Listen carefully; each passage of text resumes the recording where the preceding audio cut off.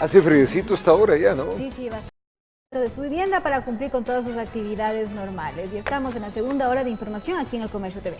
El tráfico está fuerte en diferentes puntos de la ciudad de Quito. Estamos divisando en nuestro helicóptero virtual. Esta es la avenida Occidental, justamente la Occidental. Estamos metidos cerquita del Antonio Román, Antonio José de Sucre, que es la Occidental. Miren, zona norte donde hay mucho tráfico. Tráfico que viene, este tráfico viene justamente de todo el sector norte-norte de la José Fernández Salvador, que tiene tráfico en algunos puntos, pero el occidental, en este caso, sí tiene, sobre todo de norte a sur, tráfico, igualmente la Cristóbal Vaca de Castro, ahí estamos viendo muy ya al norte, Ángel Udeña, esta tiene mucho tráfico también, ahí estamos viendo que se afloja el tráfico en algunas zonas del occidental, esto llegando al norte-norte de la ciudad de Quito. La Julio César Villacreces, la Melearte, todas estas zonas tienen algo de tráfico que congestiona en estos sectores. Miren ustedes, ahí estamos viendo La Machala, el intercambiador de La Machala, Antonio José de Sucre, en estos sectores donde hay una población grande de la ciudad de Quito, entre Calderón, Carapungo y Carcelén, más de 1 millón de personas habitan en todo este sector. Miren ustedes el tráfico que ya se tiene en esta parte de la ciudad, Antonio José de Sucre y Rumiurco, el tráfico está complicadito. Vamos a alzar vuelo y nos vamos un poco más abajo de la ciudad de Quito. Estamos viendo en nuestro mapa en tercera dimensión. Vamos a ubicarnos un poco más al centro de la ciudad, donde claro, también hay mucho, pero mucho tráfico. Ahí lo estamos viendo. Esta es la avenida Occidental que va tomando ya a lo largo de su ruta, que es bastante larga, mucho tráfico. Miren, ahí estamos junto al Edmundo Carvajal que presenta, por donde vea, tráfico, ¿no? Por donde usted va viendo, existe tráfico. Si bajamos un poco más, ahí vemos lo grande que es la ciudad de Quito. Miren ustedes en sus distintas zonas, esta es la Simón Bolívar, ahí estamos viendo pues toda la interoceánica, Simón Bolívar. Y claro, este es el túnel Guayasamín, donde ya estamos mirando que el tráfico está complicadito en la avenida Osvaldo Guayasamín, esta avenida importante que va justamente a la interoceánica, esta sube a diferentes zonas del norte de Quito y miren el tráfico que se tiene ya en la 6 de diciembre, norte-centro de Quito. Este es la Plaza Argentina, si divisamos las Chiris y aquí estamos ya en el Parque La Carolina. Ahí está la zona acuática. ¿Está usted en la zona acuática, Ali? Sí, sí, sí. Es linda, ¿no? Muy, muy bonita. Miren el tráfico que se tiene. Esta es la avenida de los Chiris. Hay incesante tráfico, igualmente en las Naciones Unidas. Y si bajamos un poco a la 6 de diciembre, vamos a encontrarnos ya con el Quicentro Shopping y otros puntos como la Angélica Carrillo, que tiene tráfico hasta llegar justamente a Portete. Todo esto está en la ciudad de Quito. Miren ustedes en la zona norte-centro de Quito, tráfico fuerte en el espacio de Villarruel. Y si vamos y subimos un poco a la 10 de agosto, nos vamos a encontrar también que el tráfico está fuerte en los Chiris, en la 10 de agosto, y vamos hacia la América. Todo este sector, usted si va a viajar, va a salir, hágalo con el tiempo necesario. Ahí está entonces cómo está el tráfico a esta hora de la mañana cuando son las 7:03, así que tomar precaución a salir con tiempo de su casita para que pueda llegar bien a realizar sus actividades del día. Vamos a iniciar y les contamos que en cadena nacional el presidente Lenín Moreno rechazó la intención de la CONAIE de demandar al gobierno por los hechos registrados en el paro nacional y resaltó que hubo violencia extrema, así como un intento de golpe de Estado. Señaló que tras la supuesta demanda hay intereses electorales. El presidente de la República, Lenín Moreno, en cadena nacional se dirigió al país. Inició con actitud tajante y se refirió a la demanda que prepara la CONAIE contra el gobierno por el supuesto uso excesivo de la fuerza durante las protestas de octubre del año pasado. Pocas cosas me descomponen emocionalmente y esta es una de ellas. Ecuador ha recibido con indignación la amenaza de quienes atentaron contra la seguridad de los ecuatorianos y en contra de la democracia de demandar al gobierno por un supuesto uso excesivo de la fuerza en los sucesos de octubre. Parece que quieren que olvidemos los hechos de esos días, en los que la violencia fue uno de los protagonistas principales. El Ejecutivo, de su lado, aseguró una vez más que hubo un intento por derrocar al gobierno. Se intentó derrocar al gobierno con violencia extrema y un ataque terrorista organizado. La policía respondió con material disuasivo. No usó, óiganme bien, no usó armas letales y no disparó ni una sola bala.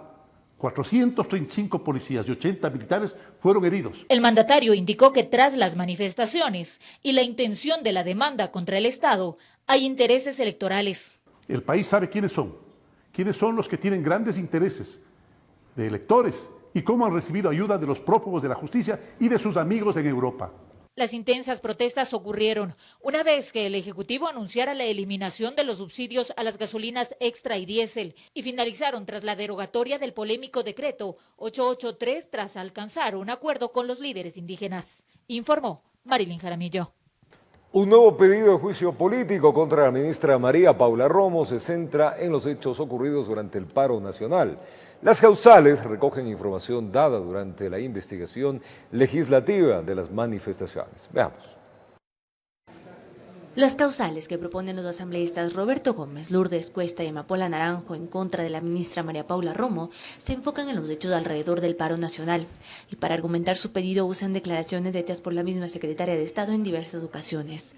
Por ejemplo, se le acusa de incumplir funciones y al haber permitido el uso de bombas lacrimógenas en los centros de acogidas como fueron las universidades. Empezar la rueda de prensa disculpándome porque hace unos minutos bombas lacrimógenas han caído cerca de 2 universidades y del ágora de la Casa de la Cultura. Ella lo acepta y al aceptarlo y disculparse asume la responsabilidad. Pero además se le responsabiliza también por el uso de bombas lacrimógenas caducadas.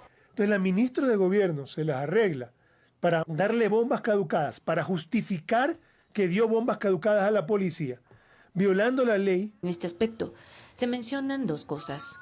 Una, el poco efecto disuasivo y otra, el daño que podría haber causado en la salud al usar estos artefactos que al estar caducados, eventualmente sus componentes se degradan y pueden producir cianuro, aunque esto sería poco probable. No es que la bomba lacrimógena tiene una fecha de caducidad del 20 de enero y ya para mañana va a ser tóxica, no. Además, Romo deberá explicar también el por qué se activó de manera tardía el Comité para la Protección de Periodistas durante las manifestaciones, que es la tercera causal.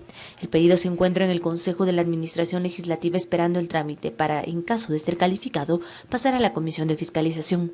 Informó Carolina Basante. Y Luis Loyo, exfuncionario del CNE, quien figura como una de las piezas clave dentro del proceso de juicio político contra Diana Atamaín, compareció ante la Comisión de Fiscalización.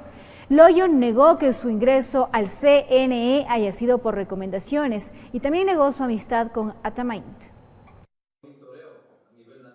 Luis Loyo, quien fue llamado dentro de las pruebas de oficio en el juicio político contra la presidenta del CNE, Diana Atamaín, compareció mediante videoconferencia. Interrogado, indicó que sobre él al momento de su ingreso en 2018 a la institución no pesaba ningún proceso judicial, por lo que su cargo lo podía ejercer libremente. Yo asistí a través de talento humano que se lo realizó mi respectivo nombramiento en base a la experiencia que fui por 2 veces ex vocal del Tribunal Electoral. Además manifestó que no tiene relación alguna con la consejera Estela Cero, quien dicen habría recomendado su nombre a Atamaín. La ingeniera Estela Cero me acogió porque yo trabajé también en la campaña. Eso creo que no es pecado, trabajar en base a que tenga la experiencia. Pero tampoco eso quiere decir de que ellos hayan violado algún reglamento dentro de la institución. Amistad con la presidenta del CNE tampoco guardaría. Y eso no es tampoco que ella sea mi amiga, sino nos conocemos como dirigentes sociales. A pesar de ello, el legislador Ángel Gen demostró un oficio en donde constarían varios nombres, entre esos el de Loyo. Este justamente es el que recomienda Cero y que posteriormente se humilla a la presidenta del CNE. La consejera Acero, el memo dirigido a Diana Atamaín para la contratación, para que proceda a contratar, y la ingeniera Atamaín se humilla poniendo OK. En ese sentido, dijo la asambleísta interpelante Janine Cruz que bajo las pruebas y la comparecencia, la presidenta del CNE debe responder al país con la verdad, pues existen muchas contradicciones. ¿Cómo es que a cabo la presidenta no lleva un proceso legítimo de méritos y oposición como lo manda la Constitución?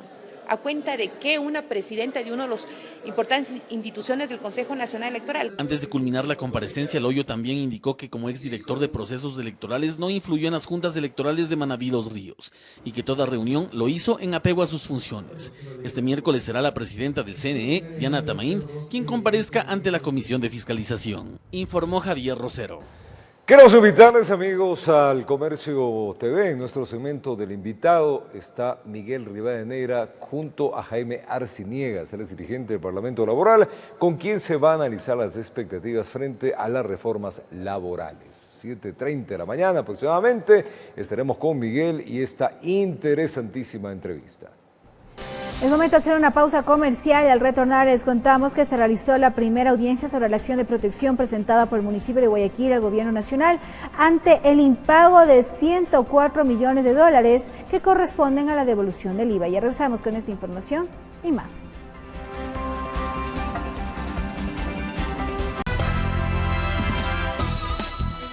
Provecho, si está desayunando, hágalo con mucha buena energía. Si está por salir, pues bienvenido a la hora del tráfico y que su mañana sea llena de cosas positivas. Y el día en general, recordemos que va a llover, así que tomen las precauciones. Eso no impide que exista sol, la temperatura estará sobre los 22 grados centígrados. Se realizó la primera parte de la audiencia sobre la acción de protección presentada por el municipio de la ciudad de Guayaquil al gobierno nacional. Esto ante el impago de 104 millones de dólares por el concepto de devolución del IVA. El Ministerio de Finanzas, amigos, asegura que el recurso planteado por el Cabildo es sin precedente. Veamos.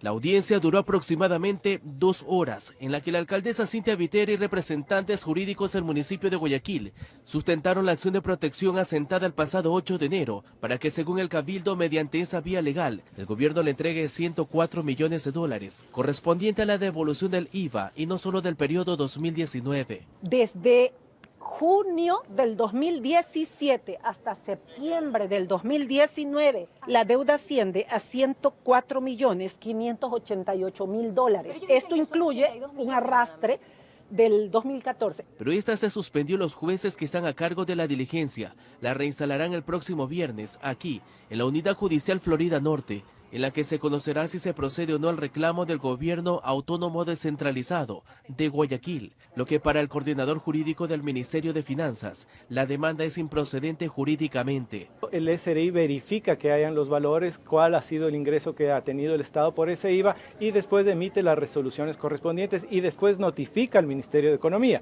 El Ministerio actualmente tiene notificados 83 millones aproximadamente, no 104 millones. La burgomaestra resaltó que esos montos son destinados para proyectos que están en marcha y que solo aceptarán dinero en efectivo y no documentos. Ese dinero nosotros ya lo tenemos contemplado dentro de nuestro presupuesto y son dineros comprometidos. Es decir, que la ciudadanía pierde esos recursos que son también para obras y servicios. Aunque el representante de la cartera de finanzas indicó que en cuanto a las otras asignaciones están al día. El gobierno nacional ha dado recursos suficientes por otros rubros y por eso pues el municipio puede hacer todas las obras y hacer todo tipo de actividad que se ve reflejado en esta ciudad.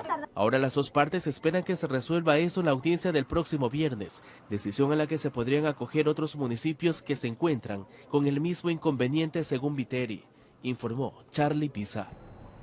265 notarios tendrán funciones prorrogadas hasta que sean reemplazados legalmente. Aún no hay fecha para el inicio del concurso de méritos y oposición.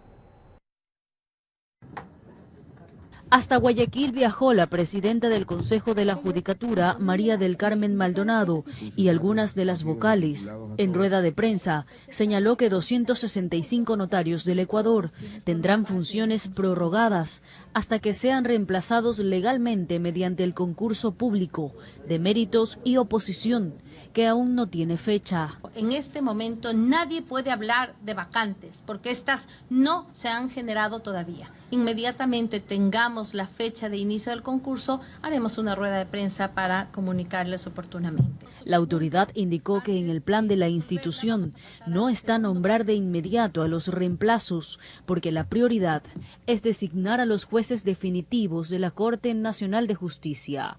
Además, manifestó que no permitirán actos de corrupción en el tema de servicio notarial. Nosotros hemos presentado varias denuncias en la Fiscalía General del Estado y estamos insistiendo que se tramite de manera célere hasta dar, porque no descansaremos, hasta dar con los culpables de ese hecho. Respecto a las desvinculaciones que se realizaron en el mes de diciembre, se habla de 180 personas. Probablemente se abrirá un nuevo mecanismo de contratación. Presentar una propuesta, esto no es todavía un plan, supondrá la aplicación de 4 mecanismos: la terminación de contratos de servicios ocasionales, renuncias voluntarias, jubilaciones y supresión de partidas. Una reducción que parece que se interpretó mal en días anteriores, que sería el 30% del personal, no es así. Los notarios cuyas funciones son prorrogadas se someterán a un control y vigilancia a propósito de los casos de corrupción conocidos recientemente, de los que están al tanto, informó Adriana Méndez. Son las 7:19 de la mañana, 6:19 en Galápagos. Amigos, atrae la reducción del 3.9 en el sector de la construcción. El gremio y promotores inmobiliarios de Guayaquil creen que la emisión de un bono social hipotecario por 400 millones efectuada por el gobierno reactivará al sector. Esto a través de la banca privada. Ellos buscan colocar a crédito a largo plazo con una tasa de interés que no supere el 5%. Miremos.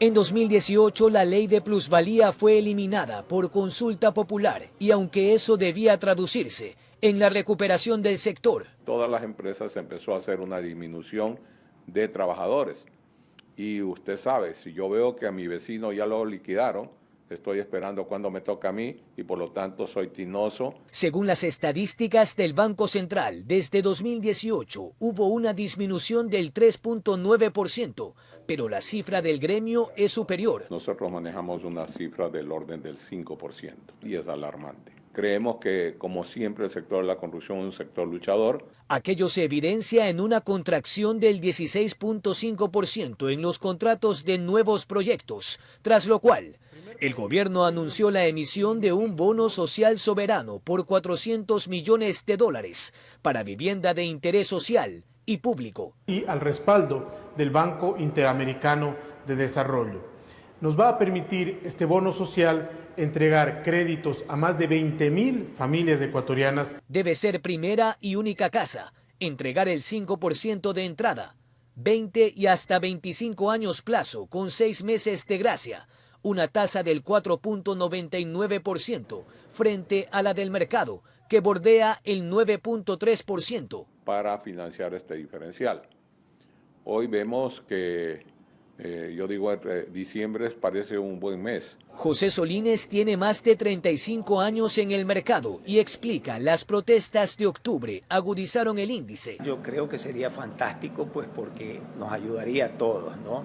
Tanto al cliente o al quien demanda la compra de una vivienda como a nosotros los constructores. Las instituciones financieras interesadas deberán mantener una calificación de riesgo de al menos tipo A, otorgada por una agencia acreditada, informó Jorge Escobar.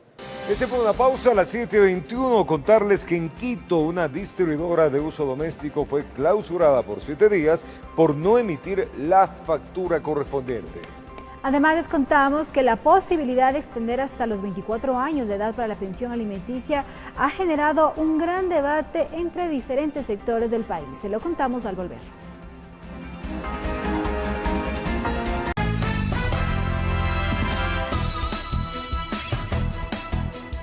Continuamos con más información. Aquí en El Comercio TV les contamos que la posibilidad de extender hasta los 24 años de edad para la pensión alimenticia ha generado un gran debate en el país. La propuesta impulsada por el gobierno tiene varios puntos de vista que lo analizamos en la siguiente nota.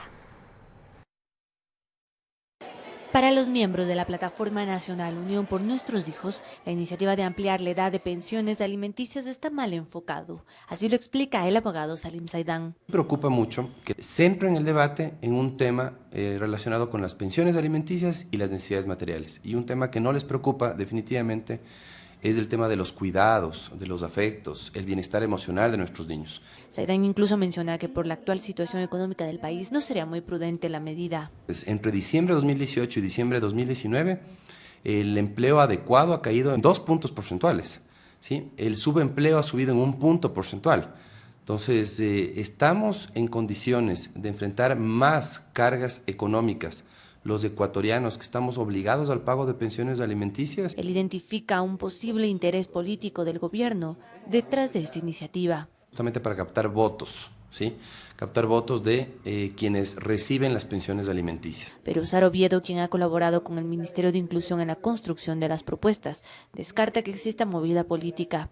Nosotros como sociedad civil hemos visto mucha apertura de parte del ministro Iván Granda en una sensibilidad especial en apoyar la reforma al código. Oviedo señala que incrementar la pensión alimenticia vendría de la mano con la tenencia compartida, una figura que también se propone incorporar en la norma. O sea, yo pienso que el derecho de los niños es único, es prioritario para papá y mamá, para las familias, para la sociedad, para el Estado, y que tiene que ser atendido. Y es justamente la tenencia compartida el punto de acuerdo con los padres de la Unión por Nuestros Hijos, y desde allí debería partir el debate. Porque es como una cosa medio contradictoria, yo siento a veces. O sea, estamos reclamando que los hombres se hagan más cargo, pero no nos acompaña la ley. No tiene por qué ser vista la madre como la cuidadora, la niñera, y el padre como el proveedor, el cajero. Esta propuesta gubernamental es uno de los insumos que ayudará a la construcción de la reforma al Código de la Niñez, que se espera esté aprobado en el segundo semestre del año, informó Carolina Basante. Y escuchen bien, vecinos, en Quito una distribuidora de uso doméstico fue clausurada por 7 días. Sector de El Tumbaco, el Servicio de Rentas Internas, informó que no se emitió la factura correspondiente por la venta de un tanque de GLP o el tanque de gas. Veamos. El Servicio de Rentas Internas, la Intendencia de Policía y la Agencia de Control Hidrocarburífero, tras un operativo realizado en Tumbaco, procedieron a la clausura de este depósito de gas de uso doméstico por haber vendido un tanque de gas y no emitir factura. La factura es por un cilindro, es más o menos de 1.60, pero recordemos que todas las personas que comercialicen gas o gasolina están obligados a emitir comprobante de venta por cualquier monto, debiendo indicar la persona que está comprando. ¿Pero qué pasó? Dicen que no han entregado las facturas. De un cilindro de gas, que no se han entregado la factura de un cilindro de gas. ¿Y no entregaron? No entregamos la factura de un cilindro. ¿Por qué razón? Porque estamos entrando a esto de la facturación electrónica. Pero además se constató que aún no se emite la factura electrónica, pues desde el 1 de enero las distribuidoras de gas de todo el país deben ya generarlas. Hay una resolución en la que establece que ustedes a partir del día 1 de enero del presente año ya debían haber estado con lo que es la facturación electrónica. Esta resolución se dio en el 2018, estamos en el 2020, es un tiempo bastante prudente como para que ustedes pudieran ya acogerse a lo que es la facturación electrónica. Los propietarios de la distribuidora, aunque inconformes con la decisión de clausura por 7 días, deberán acogerla. Distribuidores y todos somos unos 20 que a la casa una semana. Aquí facturamos más o menos 280 a 300 cilindros en la bodega al público. Si me cierran, se queda el Tumbaco sin gas, nada. Sin embargo, ya son 3 veces que hemos venido a este establecimiento. La ciudadanía se queja constantemente que no hay a veces abastecimiento en este espacio, que no le venden a la ciudadanía cuando conocemos que debe haber un 20% de remanente en este espacio para la venta al público. La ciudadanía ha presentado quejas en la Intendencia y también en el Servicio de Rentas Internas, por eso ya hemos hecho una alerta previa a la dueña, a la propietaria del establecimiento, y no ha cumplido con esos requerimientos. Recuerde que los operativos serán constantes y a nivel nacional para evitar la especulación y para verificar la facturación electrónica, que ya es obligatoria en todo el país.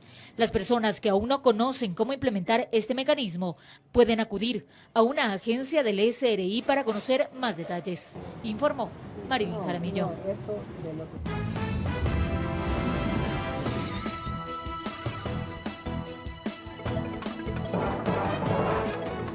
Un saludo cordial y afectuoso a los televidentes de Televicentro Noticiero El Comercio TV y los oyentes de Platinum FM y Radio Quito, la voz de la capital, noticiero líder en la radio.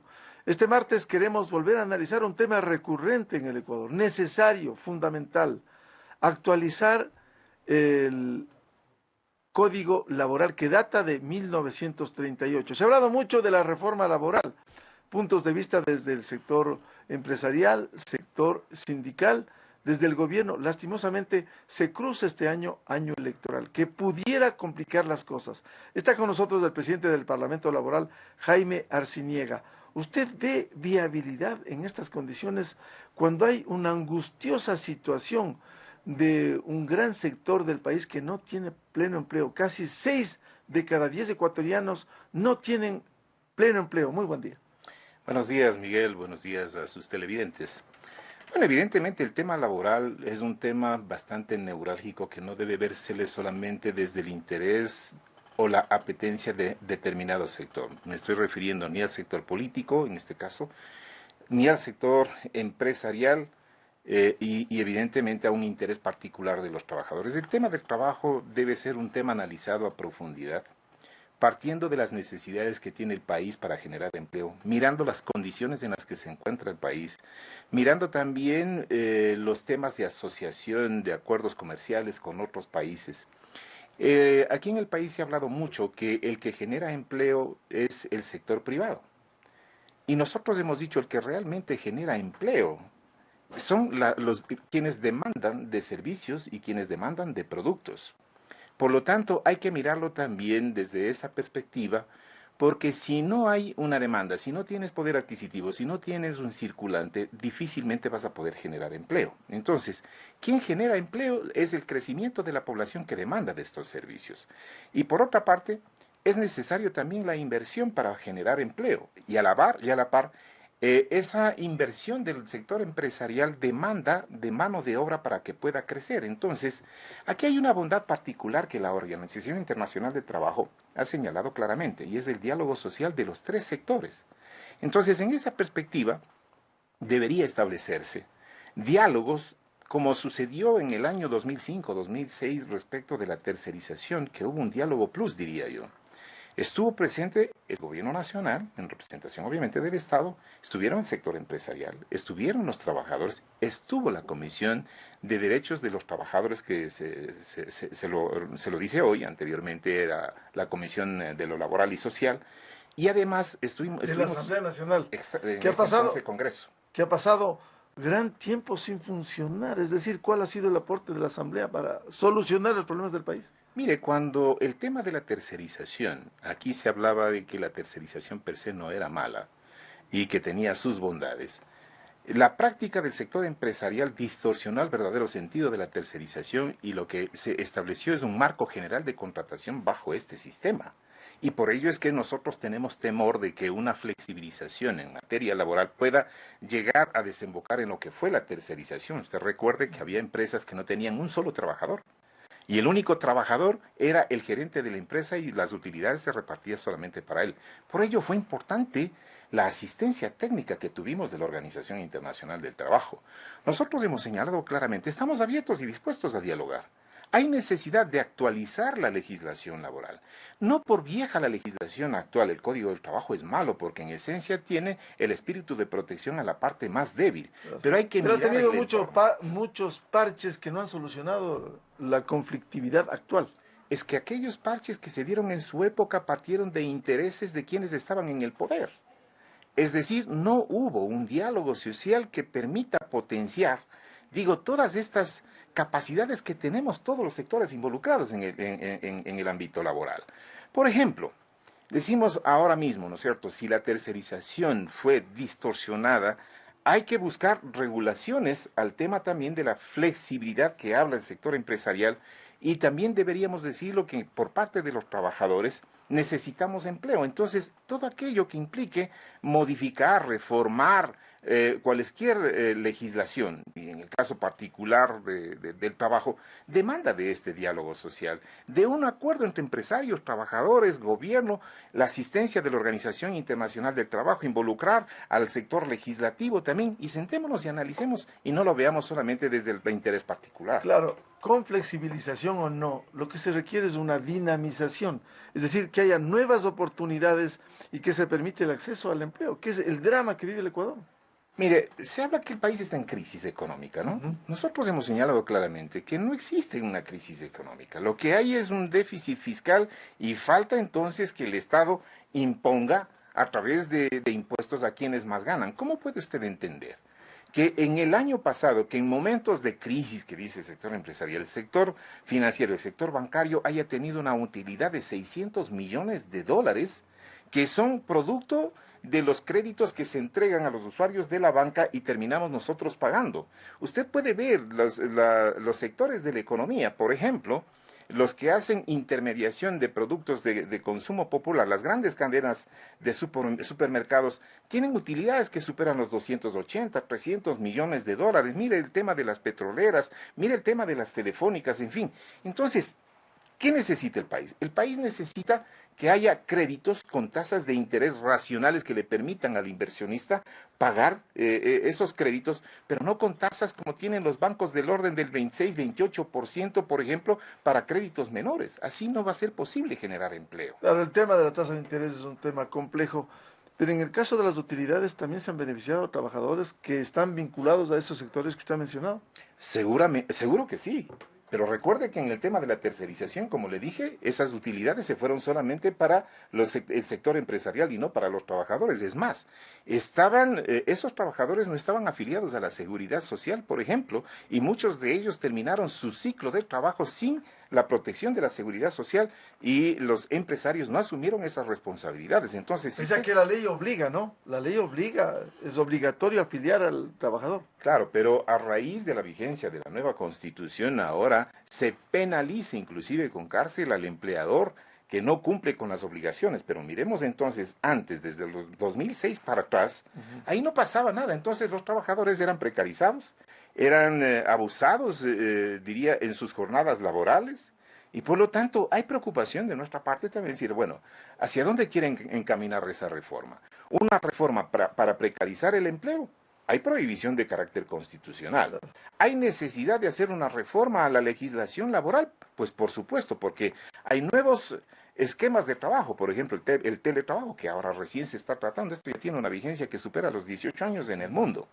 Pero más allá de eso, yo diría... Quizás sobre la precarización, Jaime, no se pueden quitar derechos adquiridos de los trabajadores, sino pensar de aquí en adelante una nueva modalidad, llámese como se llame, con flexibilización o sin flexibilización, sino una dinamización del sector laboral, buscar nuevas formas que permitan que puedan acceder especialmente jóvenes que tienen cuarto nivel y no encuentran trabajo. Usted ha dicho algo muy importante, hoy más que nunca. La población que busca una fuente de trabajo es una población altamente formada, capacitada. Muchos de ellos se han preparado en el exterior con compromisos con el propio gobierno que al retorno no tienen empleo. Sí, efectivamente hay que buscar entonces alternativas para ello, pero de repente desde el sector empresarial se está pensando, si flexibilizamos la legislación laboral, la sola flexibilización no da la posibilidad de generar nuevos empleos. Si es que no hay inversión, si no hay una repotenciación de la industria nacional, no va a haber generación de empleo. Entonces, ¿qué es lo que aparentemente nosotros miramos? Que para abaratar los costos de contratación hay que flexibilizar la legislación laboral y en vez de contratar uno vamos a poder contratar dos, entre comillas. Pero si usted no potencia la industria nacional que le permita entonces producir más eficiente, más económico, que tenga alcance popular para que pueda salir de ese producto, difícilmente va a generar empleo. Usted lo que señala es que debieran reinvertir más. A ver, primero tendríamos que mirar, ¿cuál es el crecimiento de la población en el Ecuador? El 2%, eso significa 300.000 ecuatorianos que cada año crece la población. La población económicamente activa crece en el 2 y 2.1%. Esto significa entre 173.000 y 190.000 empleos que necesitamos cada año. A ver, señor gobierno, señores empresarios, vamos a generar empleo para esas 190.000 necesidades de empleo.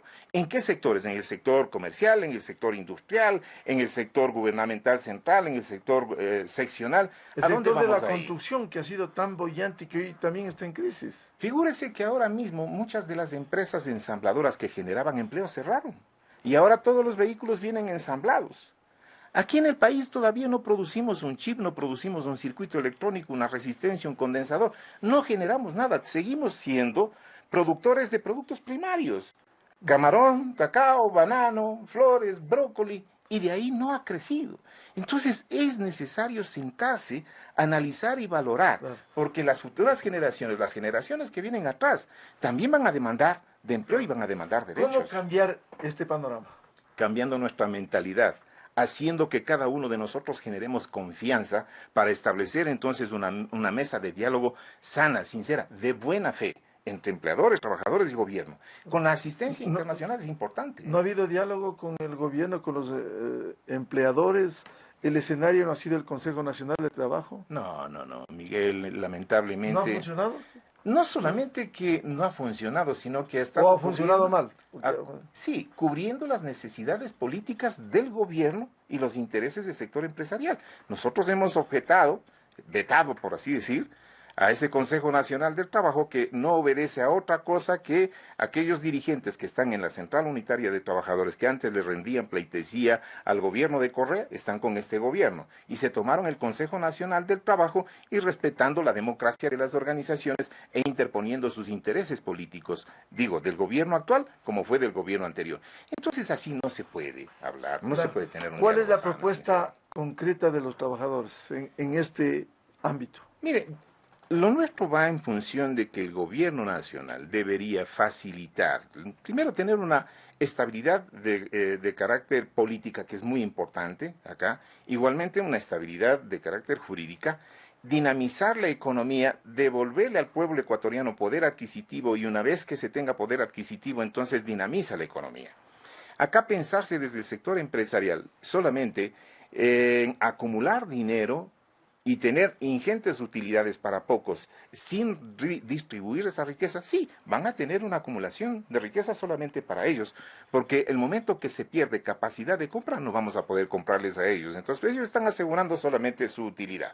Podemos discutir muchísimas cosas respecto de lo que debería ser la nueva legislación laboral, pero estemos conscientes también que el país necesita tributos sobre la ganancia y necesita una mejor redistribución de esa riqueza. Distribuida esa riqueza, entonces todos podemos potenciar y todos podemos desarrollarnos. ¿Por qué no toman la iniciativa y les dicen públicamente a los empleadores, al gobierno, sentémonos y busquemos salidas?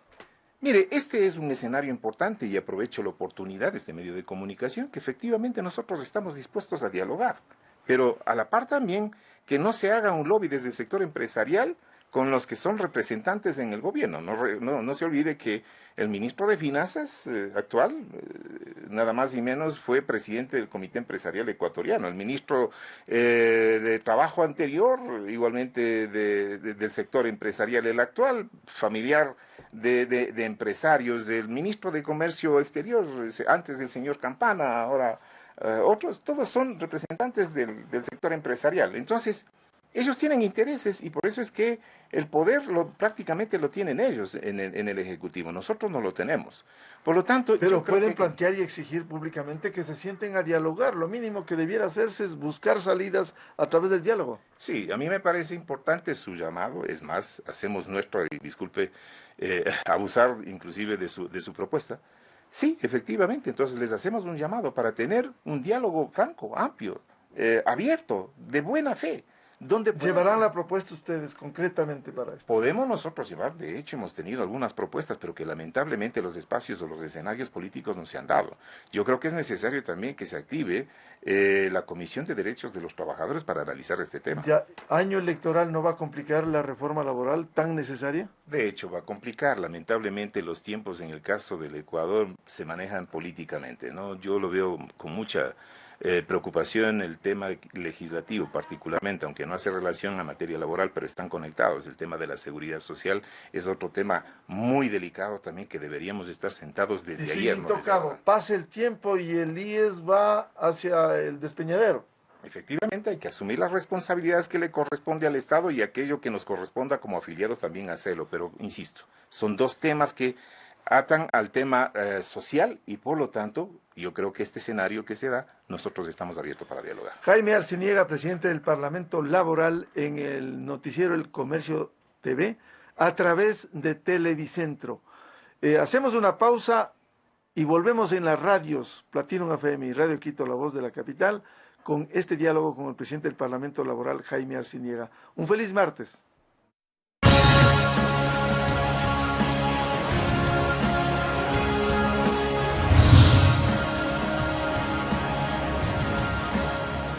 Nosotros estamos de vuelta por acá y contarles, preste atención por favor, los cambios en el clima podrían poner en riesgo la vida de los peluditos y también de las especies de aves. Expertos señalan que las altas temperaturas alteran su hábitat, incluso se incrementa la propagación de enfermedades. Mucha atención porque a continuación vamos a presentarles un reportaje de cómo cuidar la fauna urbana. Veamos. Los animales también son sensibles a los cambios bruscos de temperatura. Cada especie se adapta a su hábitat y si este es alterado por factores climatológicos, pueden migrar y tratar de incorporarse, como es el caso de las especies de aves en Quito. Aves que hace 10, 15, 20 años no se las veía en nuestro entorno. Aves que usualmente no estaban aquí, comienzan a expandirse hasta esa zona. Entonces, esta es una señal clara que yo la asocio con el tema del incremento de las temperaturas y del calentamiento global. Para Juan Manuel Carrión, concejal de Quito y experto en aves, los cambios climatológicos también alteran la disponibilidad de su alimento y su condición de salud, por lo que señala que conservar el arbolado urbano es vital para cuidar alrededor de 200 aves que existen en la ciudad. Los procesos de reforestación urbana, ¿no? El crear un arbolado urbano que nos ayude a mitigar estas islas de calor en que se convierten las ciudades.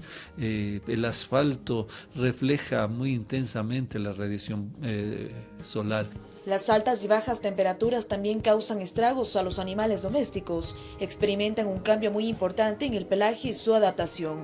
La falta de hidratación y la exposición continua al sol pueden provocar un efecto térmico en la mascota. Hay que ver también las superficies en donde nuestros animales de compañía puedan desarrollar esas actividades físicas. El asfalto negro y en un sol cunicular puede provocar que los animales tengan quemaduras a nivel de los pulpejos. Según el médico veterinario Andrés Ortega, hay consecuencias mucho más graves por los efectos del cambio climático, asociados a que vectores de enfermedades, que antes eran típicos de climas tropicales o subtropicales, pueden adaptarse a lugares de altitud como Quito. El clima como está calentándose, muchos vectores, muchos mosquitos, incluso garrapatas, algunos otros vectores que normalmente ocurrían en zonas tropicales y subtropicales, ahora ya se los ve en la sierra. Es primordial que el ser humano sea parte de un cambio. En nuestro jardín podemos acondicionar pequeños bebederos para las aves. Podemos colocarles agua limpia, mantenerlo limpio. Si esto lo colocamos en una terraza, en un balcón, en un jardín, en lugares elevados. Mientras que para nuestras mascotas podemos adecuar espacios con mejor ventilación. Tener agüita fresca, tenerle siempre húmedos a los perritos, sombra. No dejarlos solos en las terrazas, sin una protección, sin un techo. Es nuestra responsabilidad cuidar de las especies que nos rodean. Informó Priscila Cadena.